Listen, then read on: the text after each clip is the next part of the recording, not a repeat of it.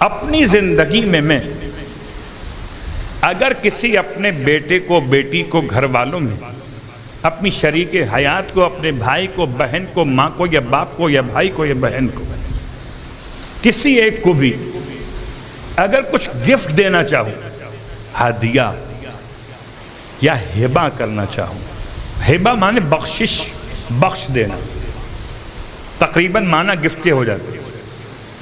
اگر میں یہ دینا، شریعت نے میرے ہاتھ نہیں باندھے ہوئے، مجھے پورا اختیار ہے اپنی زندگی میں اپنی پوری ملکیت میں سے 1/3 ہو کے 2/3 ہو کے اس کے علاوہ یا اس سے کم ہو، جس کو چاہوں میں گفٹ کر سکتا ہوں۔ میرے پاس 2 مکان ہیں، ایک مکان نے اپنے ایک خاص بیٹے کو گفٹ کر دیتا ہوں، کر سکتا ہوں۔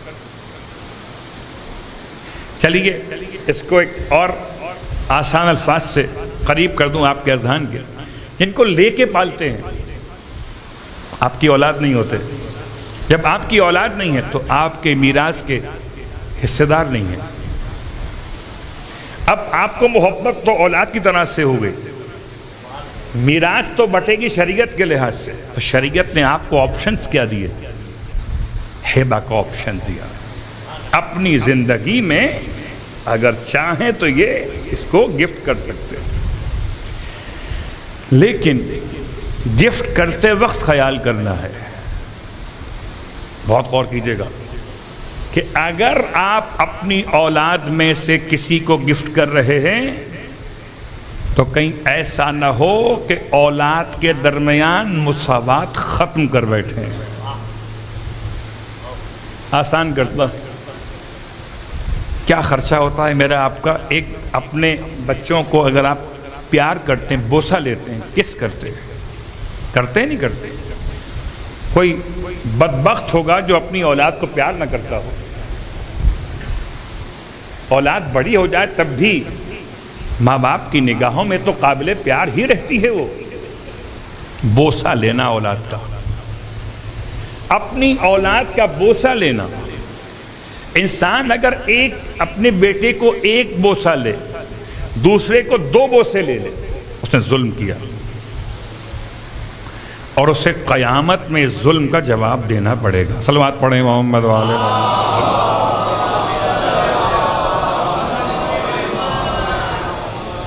کیوں؟ اس لیے کہ دونوں آپ کو کس نے دیے تھے؟ خدا نے دیے تھے۔ جب خدا نے دیے تھے تو انصاف چاہیے۔ مثال آپ معصومین کی بارگاہ سے جاننا چاہتے تو دونوں شہزادوں کی خوشخطی کا امتحان، اور کیا انصاف ہے، کیا انصاف ہے کہ جب معاملہ نانا سے چلا بابا پہ پہنچا، بابا سے چلا ماں پہ پہنچا، ماں نے اپنے موتیوں کے ہار کو اتار کے کھولا کہ جو زیادہ موتی چن کے لائے گا اس کی تحریر زیادہ اچھی ہوگی۔ اب 2 بچے موتی چن رہے ہیں، جنت کے جوانوں کے سردار ہیں، اللہ اکبر۔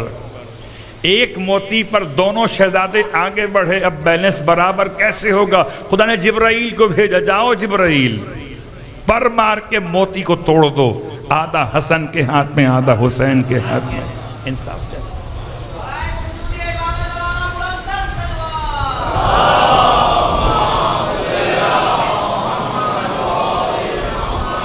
انصاف چاہیے۔ تو کیوں؟ مسئلہ کیا ہے؟ مسئلہ بھائی یہ ہے کہ جب میں بوڑھا ہو جاؤں گا، جس کو میں نے زیادہ پیار کیا ہوگا وہ تو شاید رکھ لے مجھے، اور جسے میں نے کم پیار کیا ہوگا وہ کہے گا بہت محبت تھی نا آپ کو چھوٹے والے سے، جائیے اس کے پاس رہیے۔ ہو سکتا ہے زبان سے نہ کہے، میرے سامنے نہ کہے، لیکن جو دل میں ایک عدم مساوات کا مسئلہ کھڑا ہو گیا تھا، ختم نہیں ہو پائے گا۔ بیلنس چاہیے اولاد کے درمیان بھی، اللہ اکبر۔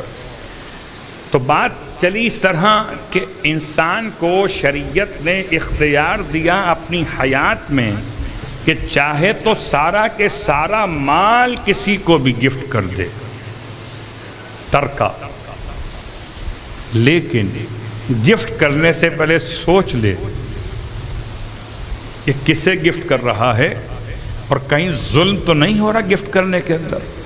اب آئیے اگلا مرحلہ، اگر میں اپنے مرنے کے بعد چاہتا ہوں کہ میرے مرنے کے بعد، زندگی میں نہیں، میرے مرنے کے بعد ایسا ہو جائے کہ کچھ حصہ جو لے پالک ہے اسے مل جائے، یا جو میرے گھر کا ملازم اسے مل جائے، یا میری پھوپھی اکیلی رہتی انہیں مل جائے، میرے میراث میں سے نہیں مل سکتا۔ ہاں مل سکتا، مگر کب اور کیسے؟ کہ پورے میراث کے 3 حصے ہیں، میں مر رہا ہوں، میری میراث کے 3 حصے، اور 3 حصوں میں سے ایک حصہ ایسا ہے جس میں مجھے شریعت نے اختیار دیا وصیت کرنے کا، مجھے اختیار دیا وصیت کرنے کا۔ میں نے 9 لاکھ روپے چھوڑے، تو 9 لاکھ میں 3 لاکھ میں میرا ایریا ہے، میرا اختیار ہے، میں چاہوں ان 3 لاکھ میں سے اپنی پھوپھی کو دلواؤں، مسجد میں، امام بارگاہ میں، کسی غریب مومن کو، کسی لے کے پالے ہوئے بیٹے کو، یا کسی اپنے ملازم کو، یا الگ موضوع۔ 1/3 میری وصیت، میرے واجبات، میرے ایصال ثواب کے کام 1/3 میں سے، باقی 2/3 جو ہے، 2/3 سے جو ہے، اس میں میرا اختیار نہیں ہے کوئی، مال میرا ہے، اختیار خدا کا ہے۔ اب چاہے میں کسی کو عاق بھی کر دوں تو میراث سے اسے نکال نہیں سکتا، سوائے 2 صورتوں کے۔ میرا بیٹا میری میراث سے کب مائنس ہوگا؟ جبکہ خدا نہ خواستہ وہ کافر ہو جائے، کہ کافر کو مسلمان کی میراث نہیں مل سکتی، یا میرا بیٹا مجھے قتل کر دے تو قاتل کو مقتول کی میراث نہیں ملتی۔ ان 2 باتوں کے سوا میں اپنے کسی بیٹے کو اس لیے کہ کہنا نہیں مانتا میراث سے الگ کر سکتے ہو آپ؟ جی نہیں، آپ کا اختیار نہیں۔ بات سے بات نکلتی چلی آئی، ایسے ایک جملہ آپ کی خدمت میں اور صلوات پڑھیں، محمد و آل محمد۔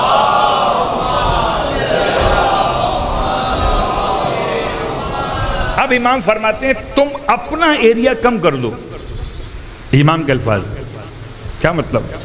1/3 کی جگہ 1/4 پہ آ جاؤ، وصیت کرتے ہوئے، اپنے میراث اور ترکے کی وصیت کرتے ہوئے 1/3 کے بجائے 1/4 پہ آ جاؤ، 1/5 پہ آ جاؤ، 1/6 پہ آ جاؤ، اور کم کر لو۔ اپنے ایریے میں پوری وصیت نہ کرو، اس سے کچھ کم میں کرو، تاکہ جو پیسہ بچے گا، ہو سکتا ہے تمہاری اولاد میں کوئی بچہ بہت غریب ہو، اس کو میراث کے پیسے سے جو پیسہ ملے اس کو اس میں کچھ کمی فیل ہوتی ہو، کہ اگر تھوڑا سا پیسہ بڑھ جاتا تو مکان خرید لیتا، فلیٹ لے لیتا، تو کشن رکھو اس کے لیے۔ اللہ اکبر۔ ہمیں اور آپ کو شریعت ہم مر تو جاتے ہیں، بعد میں اولاد کے لیے اختلافات چھوڑتے چلے جاتے ہیں، یاد رکھیے گا۔ اور پھر شریعت مطہرہ نے عجیب کمال کیا، میری بیٹی کو 1 حصہ دیا، بیٹے کو 2 حصے دیے، بیوی کو 8واں حصہ دیا، ابا زندہ تو 6واں حصہ دیا۔ یہ قرآن کہہ رہا ہے۔ کسی نے پوچھا امام جعفر صادق علیہ السلام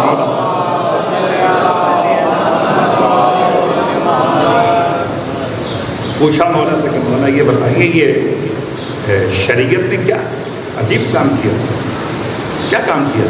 بیٹی کو 1 حصہ، بیٹی کو 2 حصے۔ اس کے برعکس ہوتا تو سوٹ کرتا نا، خاتون ہے، صنف نازک ہے ہماری بیٹی اور بہن، تو اس کو 2 حصے ملتے. میں مضبوط مرد ہوں، صنف قوی ہوں، 1 حصہ کافی تھا. امام شاہ فرماتے ہیں خدا نے حصے صنف کو دیکھ کے نہیں رکھے، ذمہ داری کو دیکھ کے رکھے. کہا مولا سمجھے نہیں؟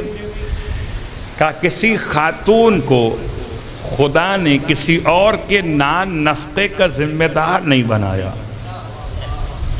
بلکہ دوسروں کو اس کے نان نفقے کا ذمہ دار بنایا ہے. کہا مولا کھل کے بتائیے. کہ بیٹی جب تک باپ کے گھر میں ہو تو نان نفقہ باپ کے ذمہ ہے. جب بیٹی کی شادی ہو جائے، شوہر کے گھر آ جائے تو نان نفقہ شوہر کے ذمہ ہے. شوہر نہ رہے، اولاد ہو تو نان نفقہ ماں کا اولاد کے ذمہ ہے. تو شریعت نے تینوں مراحل میں اس کے نان نفقے کی ذمہ داری مردوں پہ رکھی ہے. اسے تو 1 حصہ بھی تبرکن دیا گیا ہے. اللہ اکبر. جبکہ مرد کی ذمہ داریاں عورت کی ذمہ داریوں سے زیادہ ہیں. اب آپ کی محبت اپنے مقام پر، شریعت کا انداز اپنے مقام پر یاد رکھیے.